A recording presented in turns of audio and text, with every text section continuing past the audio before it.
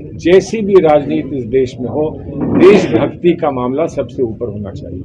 यात्रा को उत्तर प्रदेश में बहुत कम उसका एक कारण है। देखिए, यात्रा तो 100 साल तक चल सकती है, लेकिन समय सीमित होता है और एक क्षमता भी, हर व्यक्ति की क्षमता सीमित होती है। हमें तो ऐसा लगता है कि राहुल गांधी की क्षमता सीमित नहीं है, थका दिया है, लेकिन हम कह भी नहीं सकते कि हम थक गए हैं। वो जिस रफ्तार से चलते हैं, जितने दिन से वो चले हैं, जिस तरह से हमको उनके पीछे पीछे साथ साथ चलना पड़ रहा है, तो हम तो ये मानते हैं कि वो रियली, ये मान के चलिए कि वो सुपर ह्यूमन है।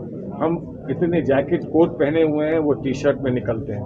बताइए, हम ठुठुर रहे हैं ठंड में, वो टी शर्ट पहने निकल रहे हैं। एक योगी जैसी, जब उन्होंने कही दिया मैं तपस्या में हूँ, तो वो तपस्या कर रहे हैं।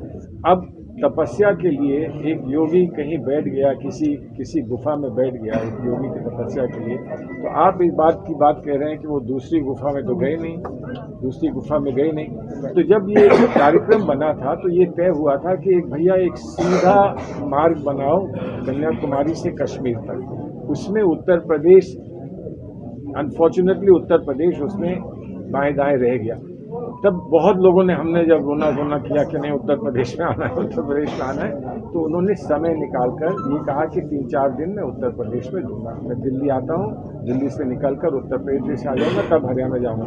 तो उत्तर प्रदेश की वजह से उन्होंने हरियाणा को 2 भाग में बांट दिया। हरियाणा जा चुके हैं, हरियाणा वो फिर जाएंगे, लेकिन सिर्फ उत्तर प्रदेश की वजह से उन्होंने इतना अपना कार्यक्रम बदला है और इसलिए हमको आभार प्रकट करना है। लेकिन आगे भी बड़े कार्यक्रम हैं। हमारी जो यात्राएं हुई हैं, 6 यात्राएं हुई हैं, उसका लक्ष्य एक तो हम तैयारी करें इनकी यात्रा की, दूसरा अभी क्योंकि वो नहीं आ रहे हैं तो उनके नाम पर ऐसा है, आप तो जानते हैं भगवान राम की खड़ाव बहुत दूर तक जाती है, तो कभी कभी खड़ाव लेकर भी चलना पड़ता है। हमेशा भगवान राम नहीं पहुंच पाते हैं तो खड़ाव लेकर चलना पड़ता है, तो भरत उनकी खड़ाव लेकर चलते हैं। तो खड़ाव लेकर हम उत्तर प्रदेश में चले हैं। उत्तर प्रदेश में खड़ाव पहुंच गई है तो राम जी भी पहुंचेंगे।